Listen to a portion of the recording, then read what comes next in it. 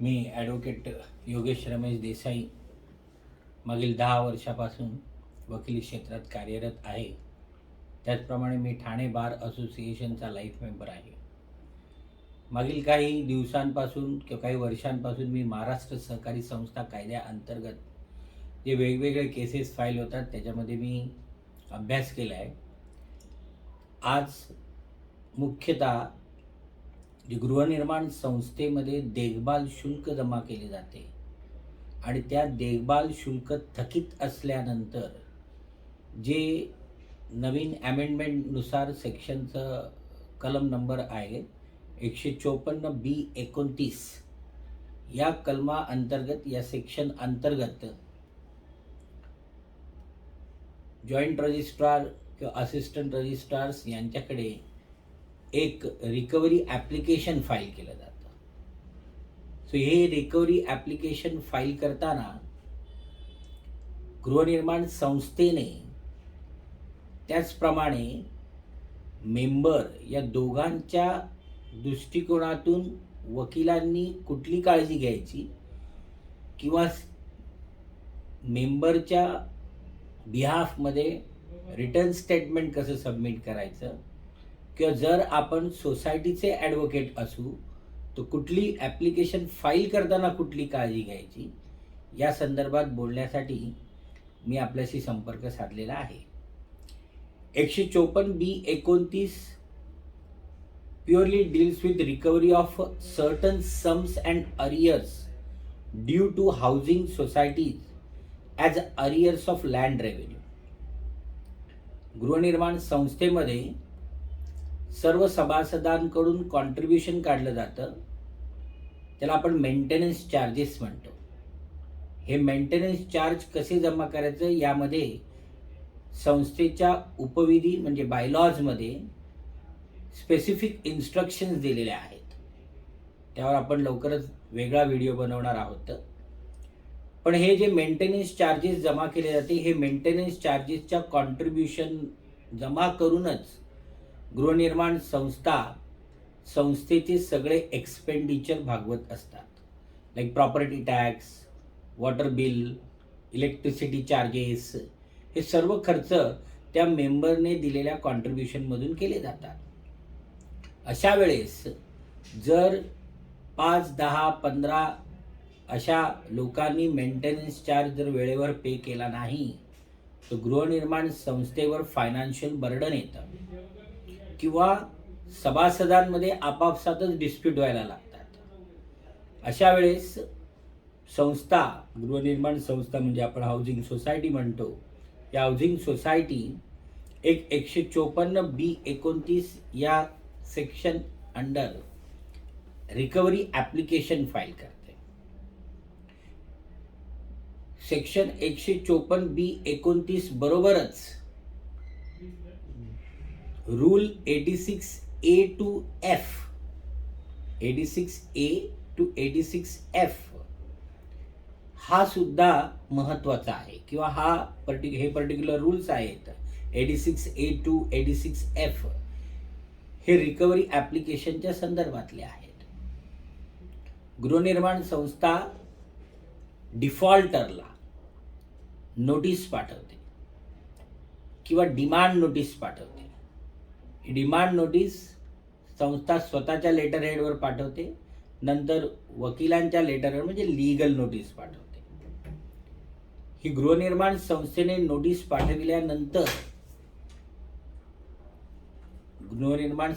Notice पाठविल्यानंतर त्यांना काही कालावधी दिला जातो. त्या कालावधीमध्ये त्यांनी पैसे पेड करणं अपेक्षित असतं.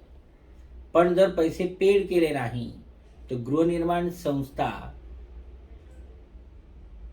जॉईंट रजिस्ट्रार साहेब किंवा असिस्टंट रजिस्ट्रार साहेब यांच्याकडे 154B29 अंतर्गत रिकव्हरी ॲप्लिकेशन फाईल करते. हे रिकव्हरी ॲप्लिकेशन फाईल करताना नियमाप्रमाणे तुम्हाला कोर्ट फी भरायला लागते आणि काही चलन चार्जेस भरायला लागतात. हे ॲप्लिकेशन फाईल करताना हे ॲप्लिकेशन कोणाविरुद्ध केलं जातं? हे ॲप्लिकेशन तुम्ही मेंबर विरुद्ध, जो डिफॉल्टर मेंबर आहे त्याच्या विरुद्ध करू शकता पण कधी कधी तो मेंबर तिथे नसतो, तिथे कोणतरी वेगळा ऑक्युपंट असतो किंवा नॉन मेंबरकडून पण हे नॉन मेंबर विरुद्ध पण हे ॲप्लिकेशन करता येतं का? तो उत्तर आहे हो. ऑक्युपंट, मेंबर किंवा नॉन मेंबर जे संस्थेच्या सुविधांचा फायदा घेतात, उपभोग घेतात, पण मेंटेनन्स चार्ज पे करत नाही, अशांविरुद्ध या कलमा अंतर्गत तुम्ही ॲप्लिकेशन फाईल करू शकता. मग ड्यू म्हणजे काय? ड्यू म्हणजे काय? ड्यू फक्त मेंटेनन्स चार्जेस का? तर मेंटेनन्स चार्जेस बरोबर construction cost, service charges and repairs and maintenance जर थकीत असेल तर ते रिकवर करण्यासाठी सुद्धा तुम्ही 154B29 मध्ये अर्ज करू शकता. पण या अर्जासोबत हे ड्यू झाले हे कसं समजणार? थकीत आहे कसं समजणार? थकीत असण्यासाठी त्यांना 3 महिन्यापेक्षा जास्त कालावधी झाले तर त्याला थकीत समजलं जाईल. आणि अशा वेळेस 3 महिन्यानंतर जास्त डिफॉल्ट झाल्यानंतर त्यांना एक नोटीस पाठवली जाईल आणि त्यांचा तो पर्टिक्युलर लिमिटेशन पिरियड चालू होईल. त्यांनी जर वेळेमध्ये पैसे पे केले नाही तर नियमाप्रमाणे त्याच्यावर व्याज पण आकारलं जातं. बायलॉजमध्ये व्याजाचं असं म्हटलं आहे, it should not be more than 21%. 21% जास्त व्याज सहकारी संस्थांनी लावायला नाही पाहिजे. म्हणजे कमी लावू शकतात, जास्त लावण्याची त्यांना परमिशन नाही. ॲज वेल ॲज हे व्याज सरळ व्याज असणं फार गरजेचं आहे.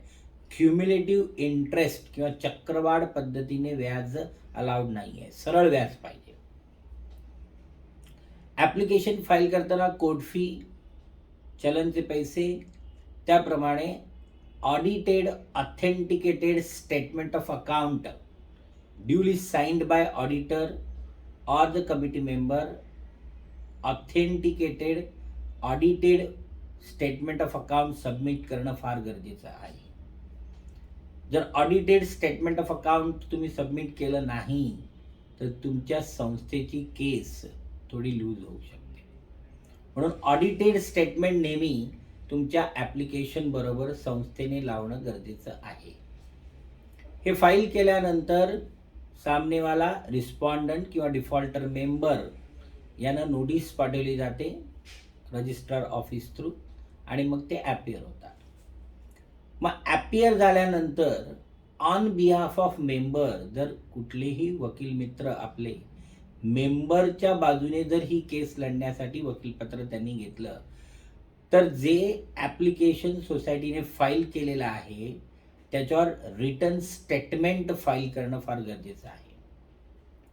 यासाठी 86A to 86F rule 86A to 86F मध्ये अभ्यास असणं फार गरजेचं आहे. सर्वात महत्त्वाचं रिटर्न स्टेटमेंट नेक्स्ट डेला फाईल करणं अपेक्षित आहे किंवा तो त्याप्रमाणे प्रोव्हिजनच आहे. रिटर्न स्टेटमेंट फाईल करताना जे सोसायटीने स्टेटमेंट ऑफ अकाउंट आहे त्या स्टेटमेंट ऑफ अकाउंटचा अभ्यास करणं फार गरजेचं आहे. सर्वात पहिले रिस्पॉन्डंटच्या वकिलाने किंवा सामनेवाला यांच्या वकिलाने किंवा मेंबर यांच्या वकिलांनी सर्वात पहिले बघितलं पाहिजे किंवा माहिती घेतली पाहिजे आपल्या पक्षकाराकडून की जे व्याज आकारणी केलेली आहे ती व्याजाची आकारणी सिंपल इंटरेस्ट प्रमाणे केली आहे का क्युम्युलेटिव्ह इंटरेस्ट प्रमाणे केलेली आहे. यासाठी स्टेटमेंट ऑफ अकाउंट मधून तुम्ही कॅल्क्युलेशन करा किंवा आपल्या मेंबर पक्षकाराकडून तुम्ही मेंटेनन्सची बिलं घ्या आणि त्या मेंटेनन्सच्या बिलामधून तुम्हाला माहिती मिळेल की हे व्याज मुद्दलवर आकारलं आहे पहिले प्रत्येक वेळेस किंवा ते व्याज क्युम्युलेटिव्ह पद्धतीने आकारलं आहे. जर व्याजावर व्याज आकारलं असेल म्हणजे मुद्दलमध्ये व्याज ॲड केलं आणि जी सबटोटल आली त्याच्यावर जर व्याज आकारलं झालं तर ते क्युम्युलेटिव्ह इंटरेस्ट असेल आणि क्युम्युलेटिव्ह इंटरेस्ट चक्रवाढ पद्धतीने व्याजची आकारणी महाराष्ट्र सहकारी संस्थांमध्ये अलाउड नाही आहे. ही बाब जर तुमच्या WS मध्ये आली तर विथ कॅल्क्युलेशन त्याला द्या की मुद्दलवर व्याज, मुद्दल प्लस व्याज प्रिव्हियस मंथचं आणि प्लस करंट मंथचं व्याज हे व्याजावर व्याज आकारणी झालेली आहे अशा प्रकारचं कॅल्क्युलेशन तुमच्या रिटर्न स्टेटमेंटमध्ये येणं गरजेचं आहे. एक जनरलाइज स्टेटमेंट तुम्ही जर लिहिलं की चक्रवाढ पद्धतीने व्याजाची आकारणी झालेली आहे असं जनरल स्टेटमेंट ग्राह्य धरण्यात येणार नाही. तुम्हाला ते प्रूव्ह करायला लागेल विथ एव्हिडन्स. म्हणजे काय, तुम्ही एक तर स्टेटमेंट ऑफ अकाउंटमधून त्याचं कॅल्क्युलेशन दाखवा की हे चक्रवाढ पद्धतीने झालेलं आहे.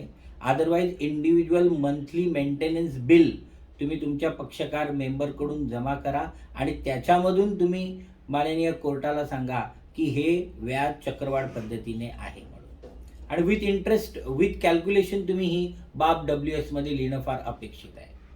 त्याचप्रमाणे अजून मेंबरचे वकील म्हणून अजून कुठली गोष्ट बघाल तर सर्वात महत्त्वाची गोष्ट आहे की व्याजाची आकारणी डे वाईज कशा पद्धतीने करण्यात आलेली आहे. म्हणजे फेब्रुवारी महिन्यामध्ये समजा 28 दिवस आहेत, पण कधी कधी 30 दिवसाचं व्याज लागलं जातं किंवा लावतात सोसायटी, म्हणजे 2 दिवसाचं व्याज एक्स्ट्रा लावतात. किंवा एप्रिलमध्ये 30 दिवस आहे तर 31 दिवसाचं व्याज लावलं जातं. या छोट्या छोट्या मेंटेनन्स बिलामधून समोर येणाऱ्या गोष्टी आहेत किंवा स्टेटमेंट ऑफ अकाउंटमधून येणाऱ्या गोष्टी आहेत, पण या तुमच्या रिटर्न स्टेटमेंटमध्ये येणं फार गरजेचं आहे. आणि विथ कॅल्क्युलेशन लिहा की for February there are 28 days, interest is charge for 30 days and show difference between the interest. महत्त्वाची गोष्ट अशी आहे की हे सगळं रिटर्न स्टेटमेंटमध्ये आल्यानंतर authenticity of a statement of account ही धोक्यात येते. आणि त्यामुळे ज्या स्टेटमेंट ऑफ अकाउंटच्या बेसिसवर तुम्हाला रिकव्हरी सर्टिफिकेट इश्यू होणार आहे सोसायटीला, तो जो बेस आहे स्टेटमेंट ऑफ अकाउंटचा, तो स्टेटमेंट ऑफ अकाउंटचा बेसच जर अनऑथेंटिकेटेड किंवा आपण म्हणूया आक्षेपार्ह जर असेल तर तुमच्या मेंबरच्या दृष्टिकोनातून ही जमेची बाजू असेल.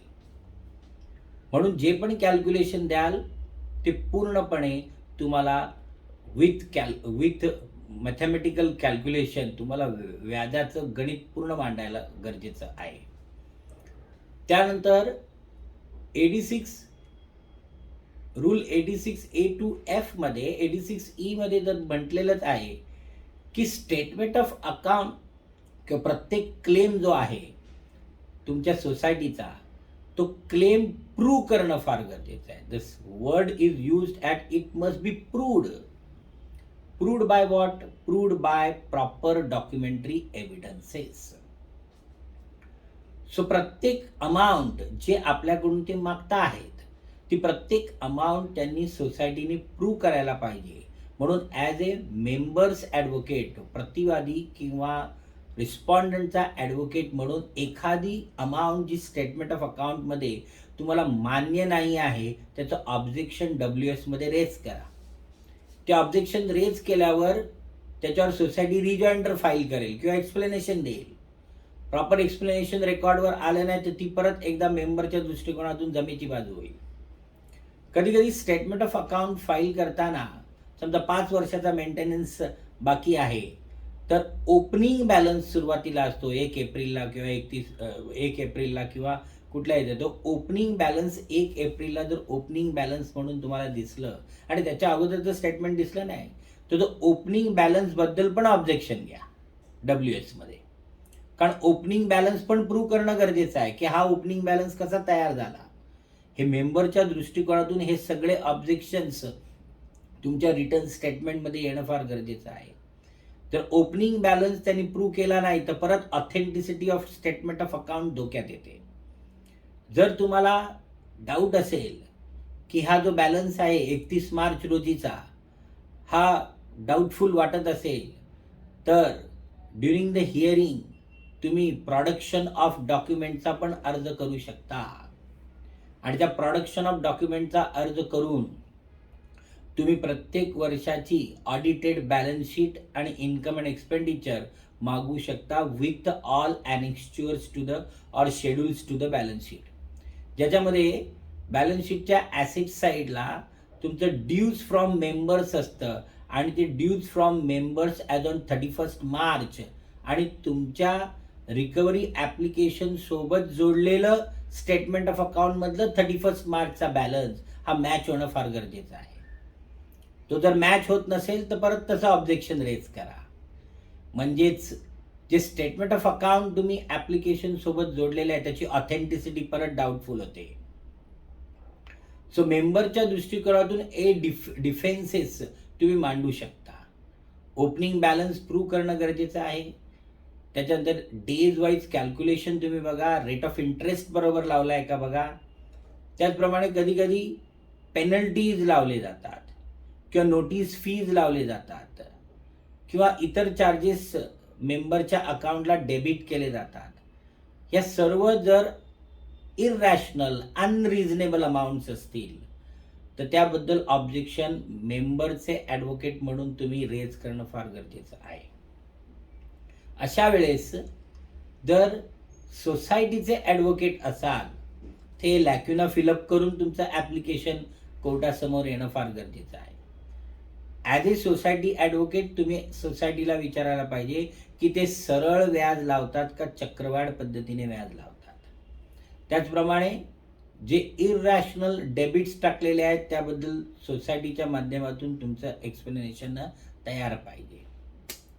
अशा पद्धतीने जर तुम्ही मेंबर किंवा सोसायटी कोणाचेही ॲडव्होकेट असाल तर स्टेटमेंट ऑफ अकाउंट हा बेस आहे या सर्व गोष्टींसाठी. आणि रूल 86A to F मध्ये की ड्युरिंग द ट्रायल जर तुम्हाला एखाद्या अमाऊंटबद्दल ऑब्जेक्शन असेल तर ते ऑब्जेक्शन मेंबरने त्याच्या WS मध्ये रेज करणं गरजेचं आहे. आणि जेवढे ऑब्जेक्शन रिटर्न स्टेटमेंटमध्ये रेज केले जातील त्याचं एक्सप्लेनेशन सोसायटीने देणे अपेक्षित आहे.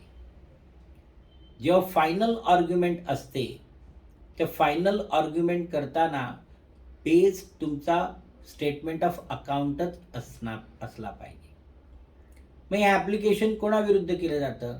हे मेंबर विरुद्ध पण होऊ शकतं, नॉन मेंबर विरुद्ध पण होऊ शकतं, ऑक्युपंट बद्दल पण होऊ शकतं. से फॉर एक्झाम्पल जर तुम्ही सोसायटीचे ॲडव्होकेट आहात, ॲप्लिकंट सोसायटी झाली अँड रिस्पॉन्डंट मग कोण असावा?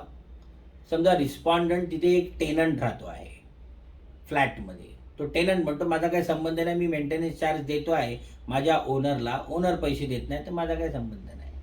किंवा एखादा ऑक्युपंट आहे म्हणूया, तो म्हणतो माझा आणि सोसायटीचा काही संबंध नाही. अशा वेळेस नंबर 1 मध्ये रिस्पॉन्डंटमध्ये नंबर 1 मध्ये त्या मेंबरला नंबर 1 रिस्पॉन्डंट बनवा आणि नंबर 2 ऑक्युपंट किंवा नॉन मेंबरला बनवा. म्हणजे रिकव्हरी सर्टिफिकेट दोघांच्या अगेन्स्टमध्ये निघेल आणि मग तो तुमच्यासाठी प्लस पॉईंट असेल ॲज ए सोसायटीचं पॉईंट ऑफ व्ह्यू. सोसायटीचं ॲप्लिकेशन जाताना तुमच्या ॲप्लिकेशनमध्ये मुद्दल किती आहे म्हणजे प्रिन्सिपल अमाऊंट आणि व्याज किती आहे याचं बायफर्केशन असणं फार गरजेचं आहे. आणि सोसायटीच्या ॲप्लिकेशन सोबत तुम्हाला नोटीसची कॉपी, लीगल नोटीसची कॉपी, त्याचबरोबर नोटीसचा RPDची copy, track record, mainly statement of account. And generally ते स्टेटमेंट ऑफ अकाउंट तुम्ही तुमच्या ऑडिटरकडून साईन करून घ्या, ऑथेंटिकेटेड करून घ्या.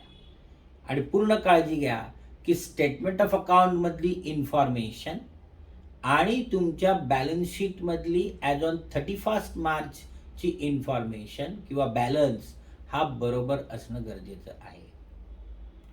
व्याज लावताना डे वाईज जर व्याज लावत असाल तर फेब्रुवारीमध्ये 28 डेज असाल तर 28 डेजचंच व्याज तुम्ही लावणं अपेक्षित आहे. एप्रिलमध्ये 30 डेज असतील तर 30 डेजचंच व्याज लावणं अपेक्षित आहे. 1-2 दिवसांनी काय फरक पडतो हा मुद्दा नाही आहे, पण मेंबरच्या पॉईंट ऑफ व्ह्यूमधून त्या स्टेटमेंटची क्रेडिट वर्दीनेस खराब होते. किंवा जर तुम्ही ओपनिंग बॅलन्सने स्टेटमेंट दिलं तरी सोसायटीने त्या ओपनिंग बॅलन्सचं उत्तर देणं अपेक्षित आहे किंवा ते कंपल्सरीच आहे म्हणा. ओपनिंग बॅलन्स एक्सप्लेन करायला पाहिजे की हा ओपनिंग बॅलन्स कसा आला. कधी कधी काय होतं जेव्हा रिपेअर्स आपण रिकवर करायला जातो, कधी ते मेजर रिपेअर्स, ॲक्टमध्ये म्हटलं आहे repairs and maintenance, repairs, construction cost, service charges तुम्ही 154B29 मध्ये वसूल करू शकता. मग हे रिपेअर मेजर रिपेअर आहे का मायनर रिपेअर आहे असं कुठे म्हटलं नाही. मेजर रिपेअर पण करू शकता. पण जेव्हा मेजर रिपेअर्स असतात तेव्हा मेजर रिपेअर्समध्ये भरपूर मोठं कॉन्ट्रीब्युशन मेंबरच्या हिस्स्याला आलेलं असतं किंवा खर्च मोठा असतो, लेंदी प्रोसिजर फॉलो केलेली असते आणि कॉम्प्लिकेटेड इथे वाउचर्स किंवा स्टेटमेंट ऑफ अकाउंट होऊन जातं. बेसिक गोष्ट सेक्शन 91 आणि सेक्शन पूर्वीचा 101 आताचा 154B29 यामधला समजून घ्या. 91 मध्ये डिटेल ट्रायल जाते, जे कोऑपरेटिव्ह कोर्टामध्ये केसेस फाईल होतात. वेअर ॲज सेक्शन 154B29 ची जी केसेस आहेत किंवा ॲप्लिकेशन आहे म्हणूया आपण, ते ॲप्लिकेशन समरी ट्रायल आहे. या समरी ट्रायलमध्ये काही क्रॉस एक्झामिनेशन होत नाही. अशा वेळेस अमाऊंटची गुंतागुंत असेल, authenticity of a statement of account in question असेल, भरपूरच प्रॉब्लेम असेल, मग ॲज ए मेंबर्स ॲडव्होकेट तुमची प्रेयर काय पाहिजे की से फॉर एक्झाम्पल जर कॉम्प्लिकेशन्स असतील, कॅल्क्युलेशन्स मिस्टेक्स असतील, तर कधी कधी साहेब सांगतील हे पर्टिक्युलर मिस्टेक रेक्टिफाय करा आणि रिवाइज स्टेटमेंट ऑफ अकाउंट माझ्यासमोर सादर करा. क्युम्युलेटिव्ह इंटरेस्ट जर चार्ज केलेला असेल तर असं पण होऊ शकतं की साहेब म्हणणार की मुद्दलबद्दल काय वाद नाही आहे, फक्त इंटरेस्टबद्दल वाद आहे, तर क्युम्युलेटिव्ह इंटरेस्ट काढा आणि सिम्पल इंटरेस्ट तुम्ही चार्ज करा आणि माझ्यासमोर स्टेटमेंट आणा. किंवा मग पक्षकाराला डायरेक्शन, अपोजिट पक्षकार किंवा रिस्पॉन्डंटला डायरेक्शन आहे की मुद्दलबद्दल जर तुला जर काही ऑब्जेक्शन नसेल तर मुद्दल पहिले भरून टाका, बरोबर, आणि व्याजाबद्दल आपण हिअरिंग चालू ठेवू. असे वेगवेगळे ऑप्शन. महत्त्वाचं किंवा लॉजिक हेच आहे की सहकारी संस्थांना पण पैसे मिळणं गरजेचं आहे. जर सहकारी संस्थांना कॉन्ट्रीब्युशन मेंबरकडून मिळालं नाही तर संस्था चालवणं पण कठीण होणार आहे. सो ऑब्जेक्शन्स रेज करताना तुम्ही जर व्याजाबद्दल ऑब्जेक्शन रेज करत असाल तर त्याबद्दल स्पेसिफिक कॅल्क्युलेशन्स देणं फार गरजेचं आहे. मेजर रिपेअर फंडमध्ये जर मेजर रिपेअर फंड पर मेंबर सपोज 2 लाख रुपये 3 लाख रुपये कॉन्ट्रीब्युशन काढून संस्थेने जर मेजर रिपेअर केलं असेल, प्लास्टरिंग वगैरे ह्या सगळ्या गोष्टी केलेल्या असतील, ते मेजर रिपेअर फंड एक्सपेंडिचर करताना ऑफकोर्स संस्थेने स्पेशल जनरल बॉडी किंवा ॲन्युअल जनरल बॉडीमध्ये टेंडर, कोटेशन या सगळ्या प्रोसिजर बायलॉजप्रमाणे फॉलो केल्या असतील. आणि अशा वेळेस जर आपण त्याबाबत आक्षेप नोंदवला किंवा रिटर्न स्टेटमेंटमध्ये तुम्ही मेजर रिपेअर फंडबद्दलचे वाउचर्स किंवा पेमेंट डिटेल्स, टेंडर्सचे डिटेल्स, कोटेशन्स या सगळ्या गोष्टी मागवल्या तर 154B29 मधली ट्रायल ही कॉम्प्लिकेटेड होऊन जाते. तुम्ही हे सगळे जर ऑब्जेक्शन नोंदवले, डॉक्युमेंट्स तुम्हाला मिळाले आणि त्याच्यामधून जर समजलं की पर्टिक्युलर मेजर रिपेअर्समध्ये किंवा मेजर रिपेअर फंड जो वापरला आहे त्याच्यामध्ये काही प्रॉब्लेम झालेला आहे, मेजर रिपेअर एक्सपेन्सेस करताना due process of law follow केलेला नाही आहे, अशा वेळेस रिटर्न स्टेटमेंटमध्ये जनरली आपण मेंबरचे ॲडव्होकेट असाल तर आपण म्हणतो ॲप्लिकेशन रिजेक्ट करण्यात यावं. पण कधी कधी हेच ॲप्लिकेशन टॉप 10 पार्टनरशिप फर्म म्हणून एक जजमेंट आहे, त्यानुसार जर एखादा ॲप्लिकेशन तुमचं कॉम्प्लिकेटेड असेल आणि त्याच्यामध्ये जर डिटेल ट्रायलची गरज असेल तर असं ॲप्लिकेशन हे 154B29 मध्ये न चालवता संस्थेला सांगितलं जातं की सेक्शन 91 मध्ये कोऑपरेटिव्ह कोर्टामध्ये याबाबत तुम्ही न्याय मागावा. कारण 91 मध्ये सेक्शन 91 मध्ये याची डिटेल ट्रायल चालते आणि मग तिकडे क्रॉस एक्झामिनेशन वगैरे या गोष्टी असतात. पण सेक्शन 154B29 मध्ये समरी ट्रायल असल्यामुळे इथे फक्त ॲप्लिकेशन फाईल केलं जातं, त्यावर रिटर्न स्टेटमेंट फाईल करायचं असतं रिस्पॉन्डंटने. जर रिटर्न स्टेटमेंटमध्ये काही ऑब्जेक्शन्स आले तर ते ऑब्जेक्शन्स रिजॉइंडर फाईल करून सोसायटीने किंवा ॲप्लिकंटने त्या शंकांचं निरसन करणं गरजेचं आहे आणि फायनल आर्ग्युमेंट होते. त्यामुळे इथे क्रॉस एक्झामिनेशन होतं नाही. During the year each and every claim of society must be proved, shall be proved असं म्हटलं आहे. प्रत्येक क्लेम, प्रत्येक अमाऊंट जी तुम्ही मागत असाल ती सर्व अमाऊंट प्रूव्ह होणं फार गरजेचं आहे. आणि ही प्रूव्ह करताना जे काय कागदपत्र जर संस्थेने सबमिट केले नसतील तर ते सगळे कागदपत्र प्रोडक्शन ऑफ डॉक्युमेंटचा अर्ज करून रिस्पॉन्डंटचा ॲडव्होकेट या नात्याने तुम्ही सगळे कागदपत्र रेकॉर्डवर आणू शकता. ते कागदपत्र आणल्यानंतर जर त्याच्यामध्ये तुम्हाला काही लॅक्युना सापडला तर तुम्ही पण रिजॉइंडर फाईल करू शकता. तुम्ही पण ॲडिशनल तुमचं रिटर्न स्टेटमेंट देऊ शकता आणि त्यामधले लॅक्युना तुम्ही परत कोर्टासमोर आणू शकता.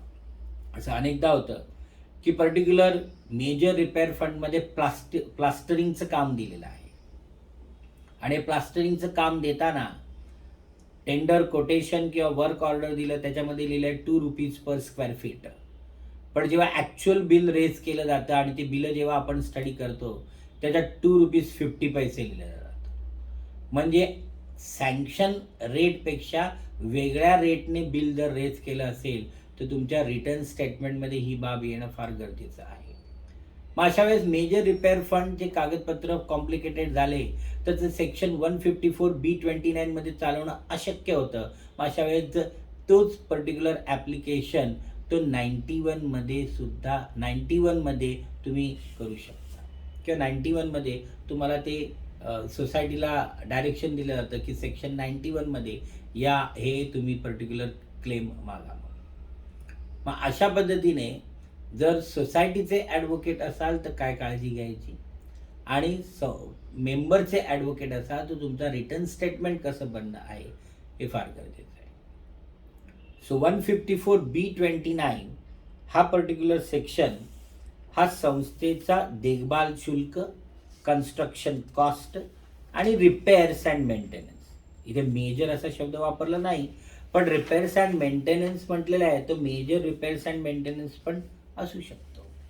फक्त काळजी हीच घ्यायची की स्टेटमेंट ऑफ अकाउंट हे स्टेटमेंट ऑफ अकाउंट ऑथेंटिकेटेड असणं फार गरजेचं आहे. Rule 86A to F strictly follow करायचं आहे तुम्हाला. 154B29 read with rule 86A to 86F यामध्ये तुम्हाला प्रॉपर प्रोसिजर दिलेली आहे की सेक्शन 154B29चं ॲप्लिकेशन कसं चालवायचं आहे. Opening balance, rate of interest, days of interest, त्याचप्रमाणे मेथड ऑफ इंटरेस्ट, या सगळ्या आवश्यक गोष्टी आहेत. आणि हे एकदा स्टेटमेंट ऑफ अकाउंट किंवा रिटर्न स्टेटमेंटमध्ये या सगळे ऑब्जेक्शन रेज केल्यानंतर फायनल आर्ग्युमेंट तुमचा असू शकतो की if there are lot of lacuna in a statement of account और statement of account duly audited नाही आहे, ऑथेंटिकेटेड नाही आहे, बरोबर, अशा वेळेस तुम्ही रिजेक्ट करा हे ॲप्लिकेशन. कारण ह्यातला जो क्लेम आहे हा क्लेम कुठेही प्रूव्ह होत नाही आहे.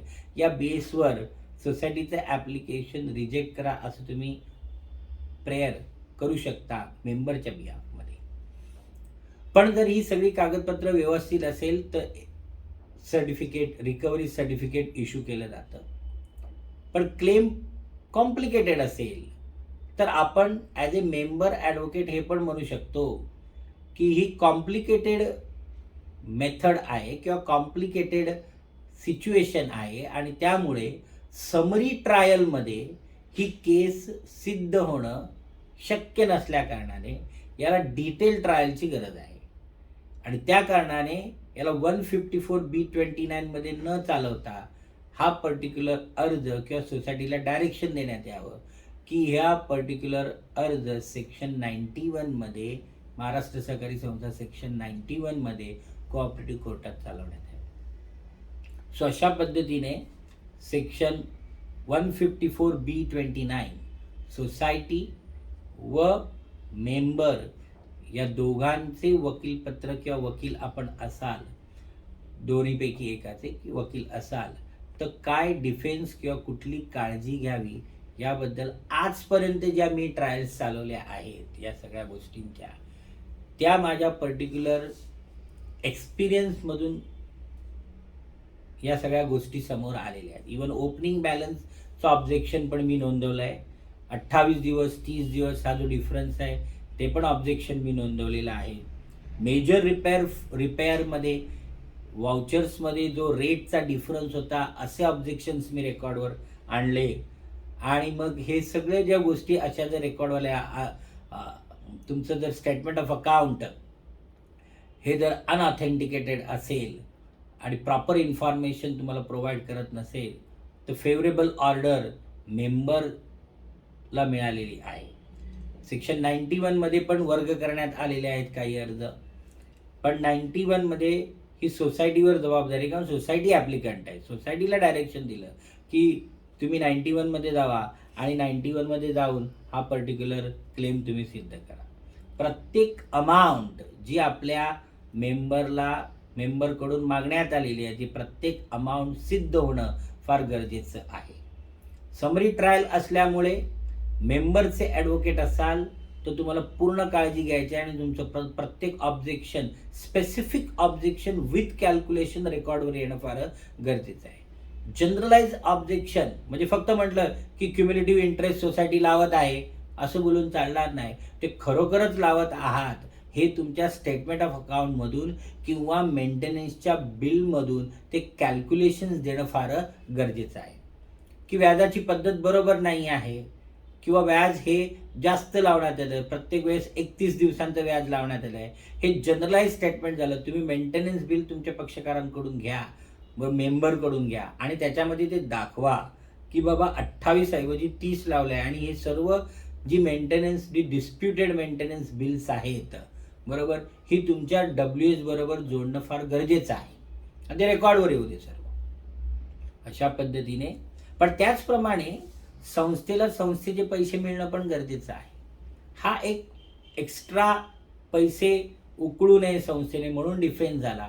पण त्याचप्रमाणे जर सर्व संस्था हे स्वतःच्या खिशातून पैसे भरू शकत नाही, मेंबरकडून जे कॉन्ट्रीब्युशन घेतलं आहे त्या मेंबरच्या कॉन्ट्रीब्युशननेच पाणी bill, electricity bill, watchman salary, छोटे मोठे रिपेअर्स या सुविधा प्रोव्हाइड केल्या जातात.